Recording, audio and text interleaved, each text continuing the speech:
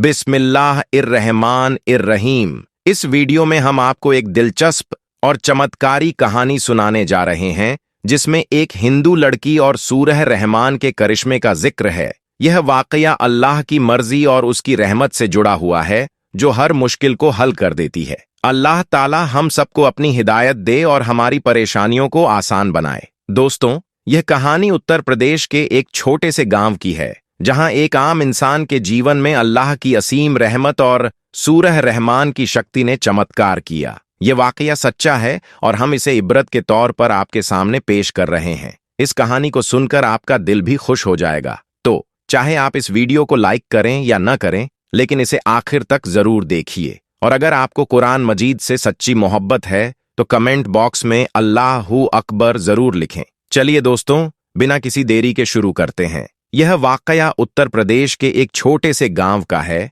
जहां एक गैर मुस्लिम और मुस्लिम का घर पास पास था। गैर मुस्लिम के घर में 4 या 5 साल की एक छोटी सी बच्ची थी। वह पास में ही अपनी एक सहेली के घर खेलने जाया करती थी, जैसे बाकी घरों के बच्चे अपने आसपास खेलने जाते हैं। वही ये बच्ची भी अपनी सहेली के घर खेलने जाया करती थी जो मुस्लिम थी। उसकी वालिदा अपने घर में बच्चों को कुरान मजीद पढ़ना सिखाया करती थी, इसलिए वह लड़की कुछ देर अपनी सहेली के साथ खेलती और फिर जब उसकी वालिदा अपनी बच्ची को कुरान मजीद पढ़ाने के लिए बुलाती तो वह हिंदू लड़की भी उसके पास बैठकर कुरान को देखती। धीरे धीरे उसका मन भी पढ़ाई की ओर खींचने लगा। एक दिन उसने अपनी सहेली की मां से कहा कि चाची, मैं भी पढ़ना चाहती हूं। इसके बाद सहेली की मां ने उसे भी पढ़ाना शुरू कर दिया। हिंदू लड़की ने धीरे धीरे कायदा पढ़ना सीख लिया और फिर वह पूरी तरह से कुरान मजीद पढ़ना शुरू कर दी। उसने अपने माँ बाप से इसके बारे में कुछ नहीं बताया, यानी वे इस बात से अनजान थे।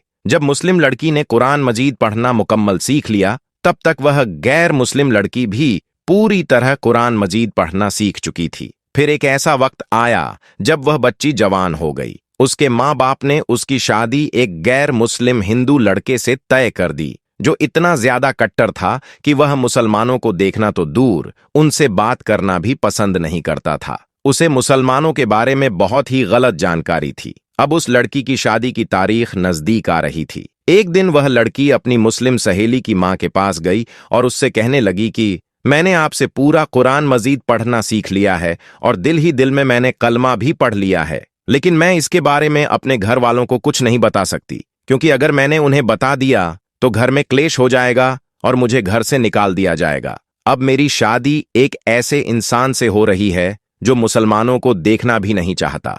यह सुनकर उसकी सहेली की मां ने कहा, बेटी, अगर तुझे कुरान पाक से सच्ची मोहब्बत है तो अल्लाह तबारक व ताला पर भरोसा रखो। अल्लाह ताला तुम्हारे ईमान को जाया होने से जरूर बचा लेगा। उसके बाद सहेली की वालिदा ने उस लड़की के लिए शादी का एक तोहफा तैयार किया और उसे कुरान मजीद देने का इरादा किया। वह उस लड़की के घर जाकर कहा, हमने पैकिंग बहुत ही खूबसूरत तरीके से की है। हम चाहते हैं कि यह तोहफा लड़की के ससुराल में ही खोला जाए। लड़की की मां ने उनकी बात मान ली। कुछ समय बाद उस लड़की की शादी हो गई और वह अपने ससुराल पहुंच गई। साथ ही कुरान मजीद का तोहफा भी ससुराल भेज दिया गया। उस लड़की ने कुरान को एक बॉक्स में छुपा दिया। अब जब भी उसका शौहर ऑफिस जाता और वह अकेली होती तो वह चुपके से कुरान मजीद निकालती और पढ़ना शुरू कर देती। प्यारे दोस्तों, इस तरह से कई साल गुजर गए और वह लड़की प्रेग्नेंट हो गई। अब वह सोचने लगी कि उसने तो अपने ईमान को छुपाया है, जब शौहर घर पर नहीं होते तो वह कुरान पढ़ती है, मगर अब वह सोच रही थी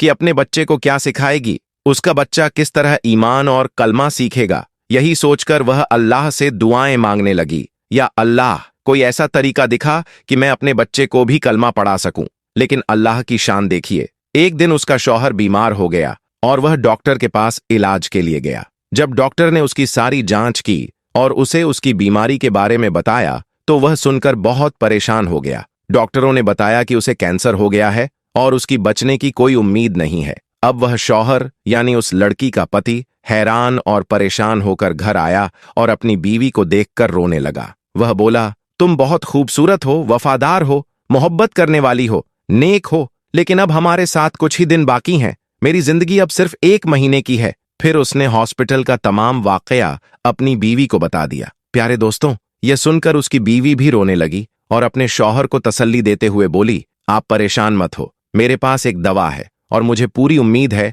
कि आप इससे बिल्कुल ठीक हो जाएंगे, लेकिन आप वादा करें कि मैं जो कुछ भी करूंगी इसके बारे में आप मुझसे कोई सवाल नहीं करेंगे। उसके शौहर ने कहा, मैं वादा करता हूं, अगर मैं ठीक हो गया तो तुम जो कहोगी वही होगा, तुम्हारी हर बात मान ली जाएगी। इसके बाद उस लड़की ने कुरान मजीद की सूरह फातिहा पढ़कर अपने शौहर पर दम करना शुरू कर दिया। ये देखकर उसने अपनी सहेली की मां को याद किया, जो हमेशा बीमारों को कुरान के जरिए इलाज करती थी, तो सूरह फातिहा पढ़कर दम किया। ये देखकर उसके शौहर ने पूछा, ये तुम क्या कर रही हो? तो वह कहने लगी, मैं तुम्हारा इलाज कर रही हूं और तुम्हारा मुझसे यह वादा हो चुका है कि आप इसके बारे में मुझसे कोई सवाल नहीं करेंगे। इसके बाद उसके शौहर ने सवाल करना बंद कर दिया। प्यारे दोस्तों, उसके बाद अल्लाह की शान देखिए। 1 महीने तक वह लड़की अपने शौहर पर सूरह फातिहा पढ़कर दम करती रही, पूरे यकीन और ईमान के साथ। फिर 1 महीने बाद उसका टेस्ट करवाया गया और जब उसकी जांच की गई तो डॉक्टर भी हैरान हो गए,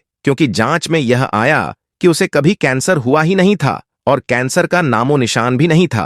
प्यारे दोस्तों, अल्लाह ने अपनी कुदरत से उस शख्स को पूरी तरह से सेहतमंद कर दिया। बेशक अल्लाह जिसे चाहे शिफा अता करता है। और जब वह बिल्कुल सेहतमंद हो गया तो वह बहुत खुश हुआ और बीवी से पूछा, यह सब कैसे हुआ? और कहा, अब तुम क्या चाहती हो? मैं तुम्हारी हर बात मान लूंगा। बीवी ने फिर बेझिझक सारी बातें अपने शौहर से शेयर कर दी कि किस तरह वह जब छोटी सी बच्ची थी अपनी सहेली के घर पर खेलने जाती थी और किस तरह उसने कुरान मजीद को पढ़ना सीखा। उसने बताया कि कैसे उसे कुरान तोहफे में मिला और वह घर में छुपकर कुरान पाक पढ़ा करती थी। फिर उसने अपने शौहर से कहा, अब तुम भी कलमा पढ़ लो और मुसलमान हो जाओ। अब शौहर उसकी बात को मना नहीं कर सका, क्योंकि उसने वादा किया था। उसने कलमा पढ़ लिया। प्यारे दोस्तों, उसके बाद उस औरत के घर बेटे का जन्म हुआ और वह भी मुसलमान पैदा हुआ। मतलब अब यह पूरी फैमिली मुसलमान थी। लेकिन अब भी उन्हें डर था कि अगर उनके परिवार और समाज वालों को इस बारे में पता चला तो वे उन्हें परेशान करेंगे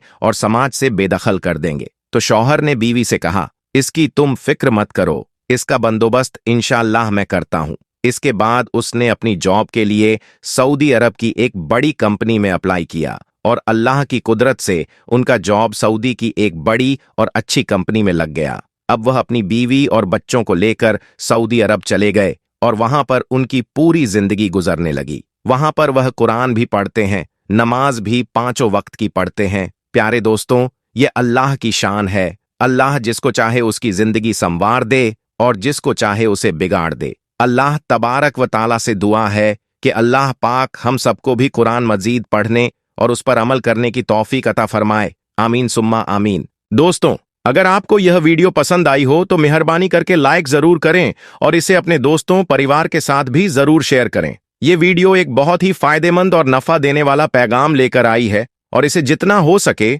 ज्यादा लोगों तक पहुंचाना चाहिए। इस्लाम की सच्चाई और अल्लाह की रहमत का जिक्र हर मुसलमान को सुनना चाहिए। अगर आपने हमारे चैनल को सब्सक्राइब नहीं किया है तो अभी कर लीजिए, ताकि आपको ऐसी और हिदायत देने वाली वीडियोस मिलती रहें। अल्लाह ताला हम सभी की हिफाजत करे और हमें अपनी हिदायत दे। अल्लाह हू अकबर। अल्लाह हाफिज।